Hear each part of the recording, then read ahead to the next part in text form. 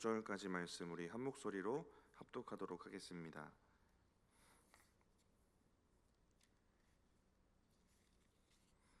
그러므로 나의 사랑하고 사모하는 형제들, 나의 기쁨이요 면류관인 사랑하는 자들아, 이와 같이 주 안에 서라.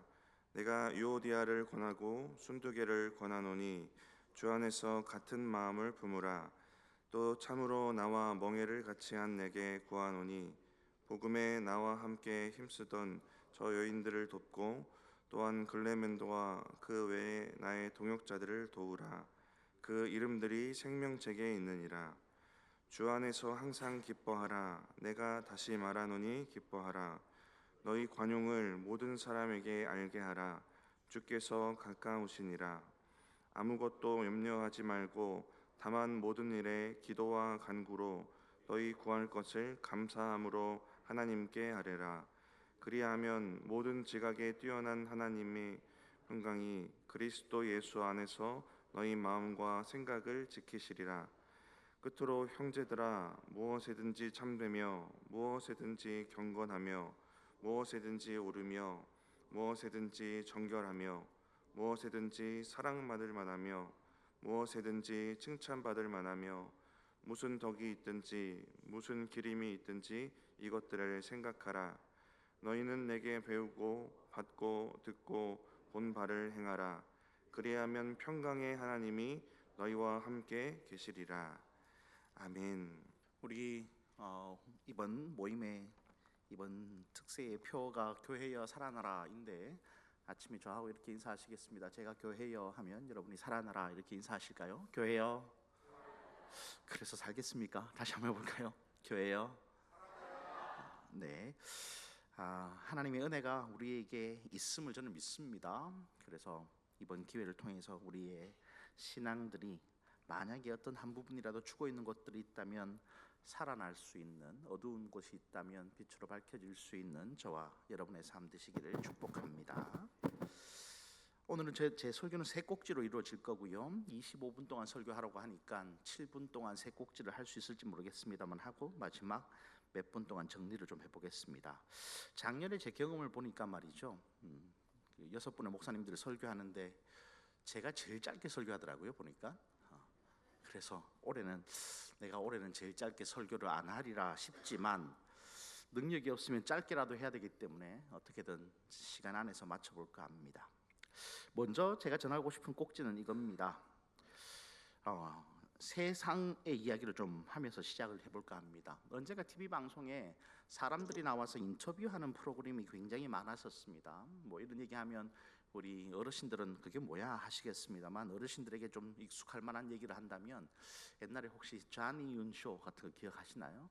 사람 하나 앉혀놓고는 이것저것 물으면서 말이죠, 대담하면서 사람을 중심으로 연애 오락 프로그램이 진행되다가 언젠가는 사람 중심에서 음식 중심으로 이 연애 오락 프로그램이 넘어갔던 시절이 있습니다. 코로나 시절 또는 코로나 바로 앞 시절에 우리가 잘 아는 먹방이라는 거죠. 그쪽으로 그 전체적인 트렌드가 넘어갔다가 이 트렌드가 다시 어디로 넘어오냐 하면 여행으로 넘어옵니다.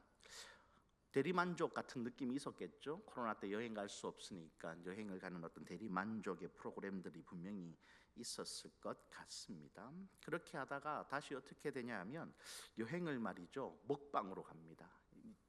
어떤 곳에 가는 게 중요한 것이 아니라 그곳에서 무엇을 먹느냐가 더 중요하게 된 거죠. 그러면서 두 가지 트렌드가 그 안에서 다시 생기는데 뭐냐 하면 익숙한 장소에서 익숙하지 않은 음식 내지는 익숙한 음식을 익숙하지 않은 장소에서 먹는 것, 이렇게 연애 오락 트렌드가 바뀝니다. 요즘 연애 오락 트렌드를 보니까 그렇더라고요. 여행을 가고요, 그리고 음식을 먹는데 사람이 다시 등장했습니다. 언젠가는 사람 세워놓고 앞에 빵 같은 거 갖다 놓고도 말이죠, 손도 안 대고 대화만 하던 시절이 있었는데 요즘은 직접 이제 그 음식을 먹으면서 어떤 사람과, 그러니까 어디 가서 무엇을 먹는지도 중요하지만 누구하고 그것을 먹는지가 더 중요한 시절이 되었습니다. 더군다나 요즘 최근에 보게 되는 어떤 여행 프로그램들은 우리가 잘 모르는 오지 같은데, 예를 들면 멕시코나 아니면 저 남아메리카의 어떤 곳 또는 아프리카의 어떤 곳을 가는 여행 프로그램들이 점점 많아지고 있다는 것을 보게 됩니다. 근데 말이죠, 그런 걸 보면서 무슨 생각을 하게 되냐 하면 과연 저도 여러분도 그런 오지 같은데 여행 가라고 그러면 가실 마음이 있으십니까? 멕시코 같은데 혹시 혼자 또는 자녀 둘 사람하고 가라고 하면 여러분 가시겠습니까? 안 가시겠습니까? 벌써 저기 한 분이 말이죠, 고개를 갸우뚱하십니다. 왜 그럴까요? 거기는 말이죠, 우리가 너무 많이 듣기를 어떻게 듣냐 하면 핸드폰 들고 이렇게 전화하고 가면 이 핸드폰이 내게 아니라면서요. 사진 찍는다면서 카메라를 이렇게 들면 그게 내게 아니랍니다. 차를 타고 다니는데 차에 창문을 열어놓고 앉아 있으면 차 안에 있는 물건이 내게 아니랍니다. 사람들이 지나가면서 다 가져간다는 거죠. 그만큼 치안이 어렵고 여러 가지 상황이 어려우니까. 그런데 TV에서 보는 건 참 좋은데 여행을 직접 가기를 뭐하죠. 그래서 말이죠, 늘 느끼는 게 뭐냐 하면 그런데 가 있는 젊은이들을 보면 혼자 가는 경우가 극히 드물고요, 눈에는 보이지 않지만 카메라 앵글에 잡히진 않지만 수많은 사람들과 함께 그런 곳에 가 있다는 것을 우리는 압니다. 이것을 보면서 제가 무슨 생각을 하게 되냐 하면 이런 생각을 하게 됩니다. 요즘 세대가 어쩌면 우리도 다 포함해서 말이죠, 여러분이 연세가 어떻게 되시든지 간에 다 포함해서 안전하게 관리된 모험 말고는 어떤 모험을 하려고 하지 않는 세대가 아닌가 하는 생각을 해보게 됩니다. 안전하게 관리된, 이게 굉장히 중요한 것이죠. 여러분의 화두는 어떻습니까? 여러분이 만약에 음식을 먹을 때에 어떤 음식을 드시고 싶으십니까? 여러분 여행을 간다면 어떤 여행을 가시고 싶으실까요? 저희 집사람하고 저하고 늘 그런 얘기를 하는데, 저희가 뭐 여행을 잘 가지도 않습니다만 늘 그런 얘기 합니다. TV에 남아메리카 나올 때 집사람에게 묻습니다. 저런데 우리도 가볼까? 저희 집사람이 뭐라고 할 것 같습니까, 여러분? 안 간다고 합니다. 네. 아시아의 어떤 오지의 정글 같은데 탐험하는 어떤 그런 여행들도 있거든요. 그런 여행들 이렇게 TV에 나오는 거 보면서 제가 집사람에게 또 묻습니다. 우리도 저런데 좀 가볼까? 이렇게 물으면 집사람이 뭐라고 할까요? 안 간다고 합니다. 저희 집사람은 아주 뚜렷합니다. 일단은 벌레가 큰 곳은 안 갑니다. 네. 그리고 벌레를 막을 수 없는 것도 안 갑니다. 그리고 더위를 막을 수 없는 곳도 안 간다고 합니다. 그럼 어디만 간다는 얘기입니까? 이게 말이죠, 우스갯소리 같고 여행의 어떤 우리 삶에 있어서 여행의 어떤 모습 같지만 제 생각에는 이게 우리의 신앙에 그대로 녹아 있습니다. 안전하게 관리된 모험이 아니면 뭐 하지 못한다고요? 모험을 나서지 않는 거죠. 신앙은 모험일까요? 신앙은 모험이 아닐까요? 저는 신앙은 모험이라고 봅니다. 왜 모험일 수밖에 없냐 하면 어제 나와 역사하셨던 하나님의 분명함을 붙들고 내일 보이지 않는 곳으로 한 걸음 디뎌가는 거거든요. 어제 나를 이끄신 하나님의 길을 알기 때문에, 근데 오늘 내 발밑에 길이 보이지 않아도 내일도 하나님이 그 길 위에 나를 서게 하실 것을 믿어서 내어 딛는 모험이거든요. 근데 우리는 그 모험에서 주저합니다. 왜 주저하냐 하면 좀 전에도 말씀드렸던 이것 때문입니다. 안전하게 관리된, 이게 굉장히 필요합니다. 신앙 안에서 말이죠, 안전하게 관리된 이게 이루어지지 않으면 어쩌면 여행을 주저하는 우리들처럼 믿음의 삶에 있어서의 첫 걸음을 떼는 것을 굉장히 주저할지도 모르겠습니다. 이제 한 꼭지가 끝났습니다. 7분 안 됐겠죠? 두 번째 꼭지입니다. 여러분, 요즘 세대를 한 20년 전부터 우리는 계속 듣는 말인데, 이 세대를 뭐라고 부르냐면 탈권위주의 사회라고 부릅니다.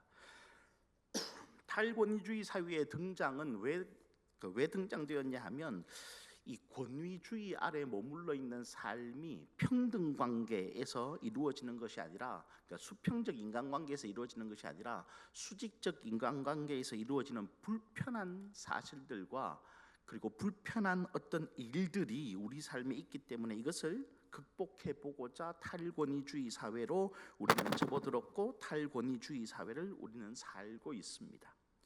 여러분, 근데 말이죠, 권위는 절대로 나쁜 게 아닙니다. 권위를 제가 정의한 대로 정의해 보면 이렇게 정의될 수 있습니다.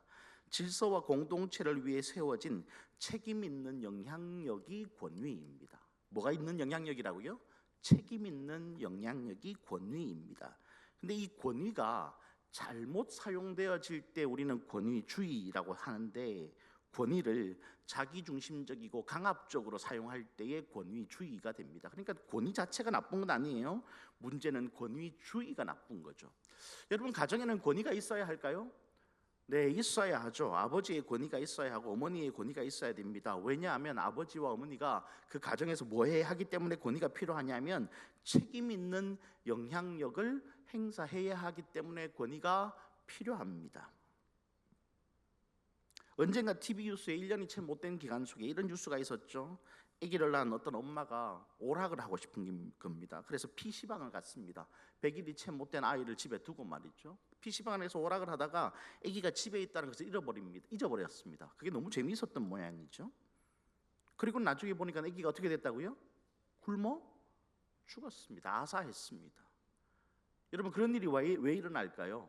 이런 일이 일어나는 것을 말이죠, 우리는 어떻게 볼 수 있냐면 이미 가정에서 권위가 인정되지 않기 때문에 뭐도 없다고요? 책임도 없는 겁니다. 이 땅에는 여전히 베이비박스 같은 것들이 있습니다. 베이비박스가 뭔지 아시죠? 아기 태어나서 키울 수 없는 사람들이 아기를 흔히 말해서 버리는 곳입니다. 그 베이비박스가 운영되는 단체가 지금 우리나라에 딱 2개 있는데 그 중에 한 단체가 우리 교단에 소속된 단체입니다. 이 베이비박스가 운영되는 것에 있어서의 특이점이 요즘 생겼습니다. 통계를 보면 말이죠. 어떤 특이점이 생겼냐면 예전보다 훨씬 많은 빈도로 장애아가 버려집니다. 여러분, 이게 무슨 뜻일까요? 아기가 태어났는데 장애가 있어요. 뭐 하기 싫습니까?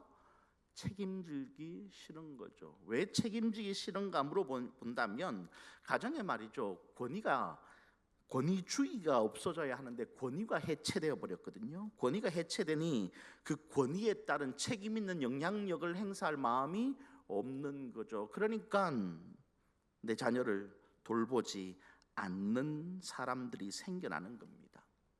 학교를 좀 생각해 볼까요? 일제시대 때 저희 할머님이 다니셨던 소학교와 중등학교 얘기를 좀 들어보면 선생님들이 교실에 들어오시면 교실에 높은 단이 있고 말이죠. 여기서 50대 이상 사신 분들은 교실에 높은 단이 있다는 거 다 이해하시죠? 선생님이 단 위에 서서 가르치셨죠. 요즘 단이 없어요. 어떤 학교를 가도 단 위에 서서. 근데 그때 말이죠, 선생님들이 그 일본도 칼을 차고 학교에 선생님들이 들어오셔서 가르쳤다고 합니다. 선생님들이 칼을 차고 온 이유가 뭘까요, 여러분? 뭐 흔히 말해서 덤비지 마라, 뭐 이런 뜻일까요? 뭐 그런 뜻이겠죠. 권위를 나타내려고 했겠죠. 그런 권위는 깨어져야죠. 운동회 때 달리기를 했더니만 한국 사람이, 그때는 조선 사람이었죠. 조선 사람이 1등을 하고 2등을 일본 사람이 했는데, 일본 학생이 했는데 선생님이 1등한 한국에 빼고 2등한 일본 애한테 1등을 주고 말이죠. 먼저 들어온 저희 할머니한테 2등이라고 말했을 때에 할머니가 거기에 대해서 물어봤다고 합니다. 선생님에게 내가 먼저 들어왔는데 왜 2등이에요? 했더니만 아주 모질게 뺨을 맞았던 기억을 할머님이 말씀하시더라고요. 거기에 대해서 어떤 이런 방구도 할 수 없는 것, 이게 바로 권위주의적 사회이고, 이거를 막으려면 탈권위주의가 되어야 하는 건 맞는데 탈권위주의를 외치다가 권위가 해체돼 버렸습니다. 요즘 모든 선생님들이 그렇지는 않겠습니다만 선생님들을 생각해 보면 예전과는 좀 달라진 것은 아닌가 하는 생각을 해볼 때가 있습니다. 사명으로 선생님이 되는 분들이 여전히 지금도 있지만 요즘은 사명보다도 어쩌면 직업군, 안정적인 수입이 보장되는 직업군으로서의 선생님을 생각하는 사람들이 더 많이 이전보다 생긴 것은 아닌가 하는 생각을 하게 됩니다. 제가 젊은 시절만 해도, 어린 시절만 해도 학교에 누군가 가출을 하면 선생님들이 그 유흥가를 돌아다니며 학생들을 찾는 일이 비일비재했습니다. 그런 뉴스거리도 아닙니다. 왜냐하면 모든 학교의 선생님들이 다 그렇게 살았기 때문입니다. 요즘 어떤 선생님들이 그렇게 다니면요, 뉴스거리가 됩니다. 세상에 이런 일이에 그 선생님이 나옵니다. 이런 선생님이 있다고 말이죠. 그게 참 뉴스거리가 되면 안 되는 일인데 그런 일이 되었습니다. 그리고요, 학교에 문제가 생기면 선생님들도 면피를 해야 하겠기에 결국에는 학폭위 같은 거를 빨리 열어야 하고, 학생들의 인생을 생각하기보다는 어떻게든 학교의 피해를 막아야 하겠다는 생각을 하는 사람들이 점점 늘고 있는 것은 아닌지에 대한 우려가 저에게만 있는 것 아니죠. 여러분에게도 다 있을 겁니다. 왜 그렇게 됐을까요? 학교에 책임 있는 영향력으로서 선생님들의 권위가 인정되어야 하거든요. 그 책임 있는 영향력 때문에 학생들을 이끌어가는 것이고 학생들의 미래가 관심이 되는 것인데, 학생들도 학부형들도 선생님에게 뭘 주지 않는다고요? 책임 있는 영향력인 권위를 주지 않습니다. 그러면 책임 있는 영향력이 없는데 책임 있는 영향력을 어떤 수단으로 행사할 수 있는 겁니까? 그러면 그렇게 되어진 선생님들을 우리가 비난할 수 있는 겁니까? 비난할 수 없죠. 세상의 정치도 마찬가지입니다. 저희 교회에서는 다리만 건너가면 여의도거든요. 여의도에 책임 있는 영향력을 가진 정치인들이 있어야 할 것 같은데 말이죠. 요즘 정치인들 생각하면 제 머릿속에 드는 생각은 딱 하나입니다. 이 사람들은 책임 있는 영향력을 행사하기보다는 자기의 개인적인 이득을 앞세우고 있는 것은 아닌가에 대한 의문이 참 많이 들 때가 있습니다. 그런데 그 사람들 탓일까요? 아닙니다. 더 이상 우리는 그런 정치인들을 존중하지 않고요, 책임 있는 영향력이 있다고 인정해 주지도 않습니다. 색깔론에 따라서 어떤 사람과 어떤 사람을 구분하고 말이죠, 그것이 인격적으로 수평적 관계 속에서 이루어지는 탈권위주의 사회이긴 하지만 권위를 인정하는 사회에서 일어나는 어떤 일들에 대해서 우리 마음이 너무 많이 떨어져 있죠. 여러분, 그런데 이게 세상 속에서만 일어나는 일일까요? 아니면 성경을 바라볼 때도 우리가 그러고 있을까요? 자, 여러분 질문입니다. 속으로만 대답해 보십시오. 저와 여러분은 성경의 권위를 인정하십니까? 자, 제가 말이죠, 이 질문을 앞에 긴 설명을 드리기 전에 먼저 했다면 여기 계신 대부분들은 속으로 아멘, 그렇지, 나 성경의 권위를 인정하지, 이렇게 쉽게 대답하셨을 거예요. 그런데 이제 듣고 나면 뭔가 좀 달라졌을 겁니다. 왜냐하면요, 내 세상 삶은 탈권위주의, 그래서 권위를 해체한 삶을 살면서 교회 안에 들어와서 권위를 인정하는 삶을 산다는 것은 어불성설입니다. 이게 맞닿아 있거든요. 세상의 권위를 해체했다면 교회 안의 권위도 당연히 우리 속에서 이미 해체된 겁니다. 그런데 교회 안에서 권위가 해체되는 것이 별 문제인가 싶지만 이것이 성경의 권위이면 어떻게 될까요? 하나님의 권위이면 어떻게 될까요? 하나님의 권위를 해체했습니다. 탈권위주의의 한 측면이 뭐냐 하면 수평적 관계거든요. 그러면 하나님의 권위를 해체하면 하나님과 나와의 수평적 관계가 이루어졌습니다. 좋을 것 같죠? 이게 무슨 뜻이냐면 이런 겁니다. 하나님께서 말씀하신 것을 누가 판단한다고요? 내가 판단하는 겁니다. 내 이성이 동의하면 같이 가고 하나님과 하나님 말씀을 듣고, 내 이성이 동의하지 않으면 하나님의 말씀을 들을 이유가 없는 거죠. 성경을 읽을 때도 내가 동의하는 것에는 아멘이겠지만 내가 동의하지 않는 것에는 뭐 하지 않는다고요? 아멘 하지 않는 거죠. 자, 그러면 누가 권위를 가진 겁니까? 하나님이 권위가 있으신 겁니까? 성경 말씀이 권위가 있는 겁니까? 수평적 관계에서 내가 동의하는 것만 따르고 내가 동의하지 않는 것은 따르지 않는 내가 그 권위 위에 서 있는 겁니까? 참 이상하죠. 이 탈권위주의의 사회에 살면서 권위가 해체되기 때문에 우리 삶에 일어난 일이 어쩌면 하나님의 말씀도, 하나님도, 성경도 말이죠, 권위를 해체해버려서 하나님의 말씀을 내가 스스로 판단하려고 드는 인생은 아닌가 하는 거죠. 책임 있는 영향력이라는 것이 우리 사회에 필요한 이유가 있습니다. 여러분 혹시나 들어보셨을지 모르겠습니다만 네안데르탈인이라고 말이죠. 저는 진화론자는 아니지만 창조론자이지만 진화론에서 말하는 네안데르탈인이 있거든요. 이 사람들을 뭐라고 부르냐면 호모 사피엔스 이렇게 부릅니다. 사피엔스라는 뜻은 지혜롭다는 뜻이거든요. 그러니까 호모, 인간이니까 지혜로운 인간입니다. 이 지혜로운 인간이 하는 일이 뭘까요? 우리는 뭐 도구를 사용한다, 뭐 이런 언어를 사용한다 이런 얘기를 하지만 사실은 지혜로운 인간이 가장 필요했던 장면은 언제냐 하면 함께 모여 사는 것에 이 지혜가 필요했던 겁니다.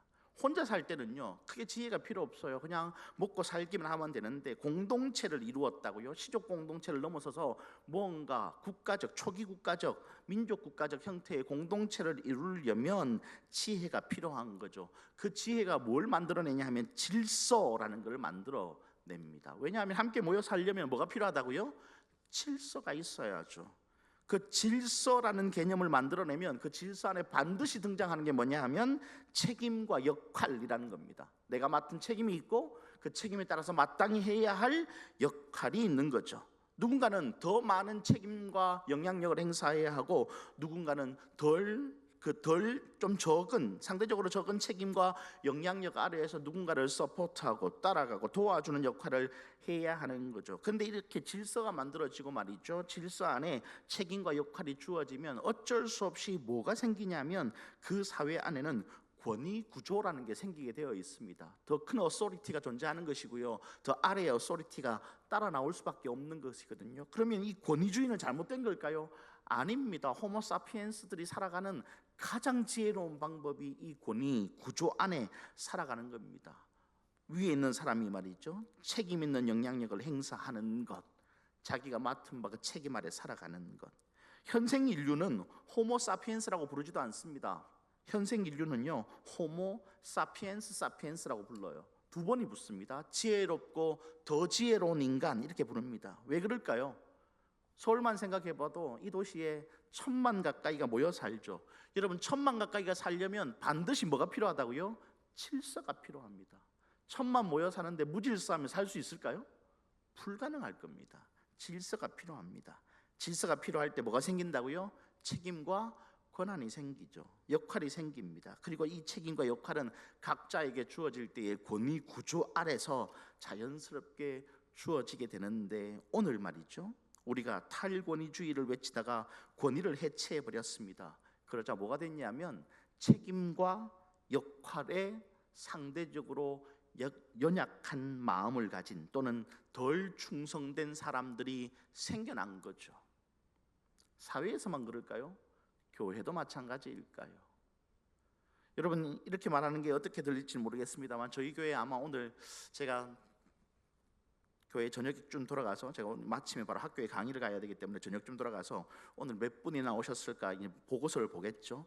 몇 분 정도 왔을까요? 우리 교회 몇 퍼센트 정도가 지금 새벽기도에 와서 지금 예배드리고 기도하고 있을 것 같습니까? 여러분 좀 돌아보시면 여러분 교회는 지금 몇 퍼센트 정도 이곳에 와 계십니까? 대부분 사람마다 비슷비슷하겠죠. 우리 교회 몇 퍼센트 정도 왔을까요? 제 마음 같아서는 그래도 한 25% 정도는 왔으면 좋겠는데 제 이 마음이 충족되었을까요? 근데 이런 마음이 왜 드냐 하면 말이죠, 교회 안에 함께 무언가를 꿈꾸고 함께 기도하고 만들어갈 때에 그 책임과 역할 속에서 그것을 다 하려고 하는 마음이 있는데, 우리는 이 책임과 역할에서부터 많이 멀어진 시대가 되었고, 그래서 교회의 권위 구조를 우리는 권위 구조 밖에서 살고 싶은 사람, 그것을 내가 스스로 인간적 권위 구조를 탈피한다고 생각하겠지만 결국에는 인간적 권위 구조를 탈피한 것이 아니라 그 권위 구조의 정점에 서 계시는 하나님의 권위로부터 탈피한 사람, 성경의 말씀으로부터도 멀어진 사람이 되었고요. 그 말씀으로부터 멀어지니 어떤 사람이 되었냐 하면 하나님을 믿고 절대로 모험 같은 믿음의 여정을 떠날 수가 없는 겁니다. 하나님이 가라고 하시는 데까지 갈 수가 없고요, 하나님이 머물러 하는 곳에 머물 수가 없는 거죠. 이제 두 꼭지가 끝났습니다. 두 꼭지가 좀 길었네요. 이제 세 번째 꼭지입니다. 오늘 본문의 말씀에 말입니다. 본문 전체의 말씀을 볼 건 아니고 이 말씀의 첫 번째 등장하는 그 멍에라는 단어와 9절에 등장하는 너희는 내게 배우고 받고 듣고 본 바를 행하라라고 하시는 이 말씀을 중심으로 세 번째 꼭지를 말씀함으로 오늘 설교를 마칠까 합니다. 여러분, 하나님께서 우리에게, 예수님께서 우리에게 말씀하시기를 내가 너희에게 주는 멍에는 무겁다고요, 가볍다고요? 가볍다고 했습니다. 그게 진짜 가벼울까요? 왜 가벼울까요? 여러분, 그 멍에가 얼만큼 가벼우면 가볍다고 여길까요? 몇 킬로그램 정도면 가벼울까요? 근데 말이죠, 이 생각을 좀 바꿔 봅시다. 우리 여성들은 상상을 해보시고 군대 다녀오신 남자들은 상상이 아니라 경험을 좀 떠올려 보세요. 군대에서 말이죠, 훈련받을 때 단독군장이라는 걸 합니다. 그럼 단독군장 하면 DM에는 우리 흔히 말하는 배낭 말이죠, 그거 다 빼고 X반도 차고 탄알집 6개 차고 수류탄 4발 차고 수통에 물 넣고 대금 차고 그리고 개인 화기 들면 이게 단독군장입니다. 군대에 갔다 온 지 제일 짧은 게 아마 목사님 여기 제일 젊죠. 그렇죠? 지금 있는 분 중에 남자들 중에 제일 젊은 분이 저분인 것 같아요. 그렇게 하면 무겁습니까, 가볍습니까? 무겁죠. 허리가 끊어질 것 같아요. 그죠? 기억도 안 납니까? 아니에요. 허리가 끊어질 것 같아요. 그렇게만 해도. 왜냐하면 그게 다 총알이라는 게 다 쇠로 돼 있잖아요. 그죠? 그래서 그렇게 하고 훈련 나가자 그러면 병사들이 투덜투덜합니다. 정말로 투덜댑니다. 왜 그러냐고 투덜투덜하고 갑니다. 무거워서 그렇습니다. 근데 말이죠, 요거를 상황을 조금만 바꿔봅시다. 전쟁이 일어났다고요. 그리고 이제 작전을 나갈 겁니다. 야간에. 자, 다 단독 분장하고 나가는데 옆에 있는 친구가 대기조가 저한테 탄알집 하나 더 주면서, 탄알집 하나 더 줘봐야 20발밖에 안 들었거든요. 탄알집 하나 더 주면서 야, 이거 갖고 갈래? 물으면 제가 받아갈까요? 안 받아갈까요? 여러분, 받아갈까요? 안 받아갈까요? 여러분들은, 여자분들은 이게 감이 안 오시는가 보다, 그죠? 받아갑니다. 왜요? 총알 한 발이 내 생명과 바꿀 수 있는 문제이기 때문에 그렇습니다. 전쟁이 나면. 여러분, 조금 전까지는 단독 군장 차고 훈련 나갈 때 뭐 한다고요? 투덜댄다고요. 그리고는 어떻게 하냐면, 이걸 어떻게 하면 좀 가볍게 할까를 머리를 정말 많이 씁니다. 수통에 물 채우라 그러는데 수통에 물 안 채워가고요, 물 다 빼고 갑니다. 왜요? 안 먹으면 그만이고, 그죠? 아니면 가다가 가게에서 사 먹으면 되죠. 그래서 수통에 물 빼고 가고, 탄알집에도 20발씩 넣어야 되는데 좀 빼고 가고 막 그럽니다. 물론 고참들이 그렇게 하지만 그렇게 합니다. 왜 그렇게 하냐 하면 그게 싫거든요. 무겁고. 그런데 실제로 전쟁이 나면요, 이거 차고 있는 것들이 무겁다고 여겨지지 않습니다. 내가 그거를 더 가져갈 수 있는 만큼 더 가져가고 싶지, 덜 가져가고 싶은 마음은 없을 거예요. 모두가 다 알아들을 법한 얘기로 좀 바꿀까요? 여러분, 여행 갈 거예요. 해외여행. 만약에 해외여행 가면서 말이죠, 여러분, 짐을 갖고 가라면 얼만큼 갖고 가고 싶으십니까? 조금만 갖고 갑니까? 필요한 거 다 갖고 갑니까? 만약에 항공회사에서 마음대로 갖고 올 수 있도록 한 40kg 정도 준다고 생각해보면 여러분 아마 40kg 다 갖고 갈걸요?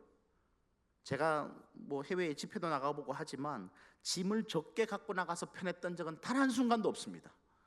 하나라도 더 갖고 나가면 하나라도 더 편하거든요. 그거를 갖고 가면서 무겁다고 생각을 잘 안 해요. 필요하니까 말이죠. 자, 다시 돌아봅시다. 하나님께서 우리에게 지어주시는 멍에는 무거울까요? 가벼울까요? 가볍다고 하셨죠? 근데 이게 실제적으로 가벼울까요? 어쩌면요, 이 멍에가 무거울 수 있거든요. 근데 이걸 가볍게 여기는 사람이 있다고요. 왜요? 내 삶의 상황에 하나님께서 내게 걸어가라고 하시는 그 도전의 길에, 모험의 길에 내 삶을 들여놓은 사람은 내 어깨에 메어 있는 멍에가 누구는 무겁다고 할지 모르겠지만 내게는 꼭 필요하다는 것을 압니다. 이게 내 삶을 지킨다는 것을 알고요, 이 멍에가 하나님께서 나를 하나님의 길로 이끌어 가시는 도구라는 걸 압니다. 그 순간 이 멍에를 버릴 수 있다고요, 없다고요? 버릴 수가 없고요. 이 멍에는 무겁게 여겨질까요? 가볍게 여겨질까요? 이걸 무게로 달지 않습니다. 의미로 달게 되면 이 멍에는요, 너무 가볍거든요. 오늘 우리의 삶에 말이죠, 제가 우리 교회에 좀 얘기해 보면 어떤 권사님들이 어제 교회에서 주무셨어요. 요아실에서 잔뜩 주무셨습니다. 왜 그러시냐 하면 집은 좀 멀리 있고 새벽에 혼자 오시기는 뭐하고 어떻게든 새벽 예배를 섬기고 싶고 방법을 찾는 거죠. 그죠? 그리고 그게 본인의 삶에, 당신들의 삶에 무겁고 불편하고 어려운 일이라면 안 하면 그만인데 본인들은 그게 쉽고 즐거운 일이라고 생각하는 거죠. 이게 하나님을 따라가는 길 속에 내 삶을 유익되게 한다는 것을 너무 잘 아는 거죠. 그래서 불편한 잠자리에 아마 주무시기에 그렇게 집보다 넉넉한 환경은 아닐 텐데 교회에서 그렇게 주무시면서 뭐 하시냐 하면 그들이 해야 할 마땅한 믿음의 모험을 나서는 거죠. 제가 이걸 가지고 이 세대가 맞는지 모르겠습니다만 영어 문장으로 이렇게 표현합니다. Live the risk, walk the faith입니다. 리스크를, 뭐 리스크라고 얘기하는 게 좀 이상하긴 하지만 모험의 여정을 떠나야지만 믿음의 길을 걸어볼 수 있는 거죠. 여러분, 만나는 언제 먹냐면요, 광야에서 먹는 겁니다. 그런데 광야를 나가보지도 않은 사람이 만나달라고 떼쓰는 경우를 저는 많이 봅니다. 그리고 만나를 내가 살고 있는 정주민의 땅에서 먹어봐야 광야를 나갈 수 있는 것처럼 말하고 있는 사람들을 볼 때가 있습니다. 하나님의 기적은 하나님의 원하시는 장소에서 일어날 텐데 축원하건대 여러분, 하나님의 권위가 오늘 우리 삶에서 다시 인정되어지시기를, 하나님의 말씀의 권위가 우리 삶에 다시 인정되어지시기를 소망합니다. 창세기에 빛이 있으라 했더니 빛이 있었습니다. 여러분, 빛이 있으라 했는데 빛이 없을 수 없는 거죠. 그게 창조이죠. 그러면 하나님이 아담 보고 선악을 알게 하는 나무의 열매를 따먹지 마라 하면 어떻게 해야 됩니까? 따먹지 마는 게 창조의 질서입니다. 근데 사람이 뭐 한다고요? 따먹어도 되지 않을까라고 생각하는 거죠. 벌써 하나님의 권위가 해체돼 버린 겁니다. 그 속에서 빛이 있어야 할 때 빛이 있어지는 것, 그거는요 돌이킬 수 없는 하나님의 명령인데, 왜 선악을 알게 하는 나무의 실과를 따먹지 말라고 하는 것은 돌이킬 수 없는 하나님의 명령처럼 우리 삶에 안 들리고 마치 내가 선택할 수 있는 것처럼 듣고 사는가 하는 문제입니다. 하나님의 권위를 인정하십시오. 그리고 그 권위를 인정하는 가운데 하나님이 나와 함께 가자 하시면 그 길을 보이지 않지만, 내 발밑이 보이지 않지만 걸어 나설 수 있는 저와 여러분 되시기를 축복합니다. 그곳에서 그렇게 하나님의 말씀 따라 걸을 때에 이 비밀이 알게 되는 거죠. 내 멍에는 가볍고 쉽다는 것을 그때 아는 거지, 그전에는요 여러분 계속 하나님께서 우리 어깨에 올려놓으신 멍에는 무거워요. 그렇게 살지 않으면 늘 어떻게 하면 이 멍에 벗어볼까 사는 거지, 그전에는 어떻게든 견디는 거지 즐겁지 않습니다. 그 모험의 길을 떠나봐야 그곳에서 이 멍에가 얼마나 내 삶에 유익되는 것임을 그제서야 아는 것이거든요. 제가 좋아하는 찬양 중에 이런 찬양이 있습니다. 나의 가는 길 주님 인도하시니. 이게 영어로는 이랬습니다. God will make a way. 하나님께서 길을 만드십니다. Where there seems to be no way. 내가 길이 없다고 여기는 그곳에서 오늘 하나님을 믿고 말이죠, 그 믿음의 여정을 떠나는 가벼운 멍에를 맨 우리의 발밑은 우리 눈에는 보이지 않지만 오늘 하나님께서 그곳에서 길을 만들고 예비하고 계심을 믿습니다. 믿음의 땅으로 오늘 쑥 들어가실 수 있는, 그래서 우리 성동교회 오늘부터 시작해서 5일 동안 이 고난주간 특별 새벽기도회 진행될 텐데, 이 기도회의 시간에 믿음의 여정을 작정하고 떠나시기를 소망하며, 떠날 힘이 없을 때에 이 믿음의 여정을 떠날 수 있는 능력과 힘을 하나님께 간구하고 그 힘을 덧입어서 정말로 부활의 아침에, 부활절 아침에 그 믿음의 길을 나서고 있는 우리의 삶이 발견되시는 저와 여러분 되시기를 축복합니다. 우리 함께 찬양할 텐데요, 이 찬양 아실지 모르겠습니다만 이 찬양하시고 함께 기도하겠습니다. 하나님, 여전히 무덤에 머물며 삶을 꿈꾸는 어리석음이 우리에게 있지는 않습니까? 오늘 내 삶이 무덤에 있다면 신약 성경에 기록되어진 역사처럼 우리를 향하여 나사로야 나오라, 누구야 이제 생명의 빛 가운데로 나오라 부르시는 하나님의 음성 듣고 그 음성 따라 믿음의 길을 출발할 수 있는 우리가 될 수 있도록 하나님 도와주시옵소서. 더 이상 무덤에 머물며 생명을 꿈꾸는 자가 아니라 생명으로 부르심을 받아 그 길을 떠남으로 그곳에서 생명을 살아가는 인생들 될 수 있도록 하나님 도와주시옵소서. 그리스도인 된 것이 내 삶의 축복이고 예수 믿은 것이 내 삶의 가장 복된 일이고 가장 잘한 일이란 고백이 우리 삶에 참이 되려면 오늘 머물러 있는 삶이 아니라 예수께서, 하나님께서 말씀하실 때에 하나님의 말씀의 권위를 인정하고, 내 눈은, 내 마음은 아니라 하지만 내 눈에는 길이 보이지 않지만 주께서 내디드라 하시니 내가 오늘 믿음의 길을 모험으로 내딛겠습니다 결정하고 살아가는 자가 그 멍에의 가벼움을, 그 멍에의 가치를 알게 될 텐데, 거룩한 시성동교회에 함께 신앙생활하는 모든 믿음의 권속들이 각자의 책임과 역할로 어깨에 주신 믿음의 멍에들이 가벼움을 깨닫게 되는 귀한 은혜가 이번 고난주간 특별 새벽기도회와 부활절 연합예배를 통하여 있게 도와 주시옵소서. 하나님, 삶에 닿아 있는 모든 죽음과 같은 곳에 예수 그리스도의 부활의 은혜를 허락받는 우리의 삶 되게 하시고, 어두운 모든 곳에 생명의 빛을 비추시는 하나님의 긍휼하심을 깨닫는 이번 특별 새벽 기도회와 부활절 될 수 있도록 도우시고 역사하여 주시옵소서.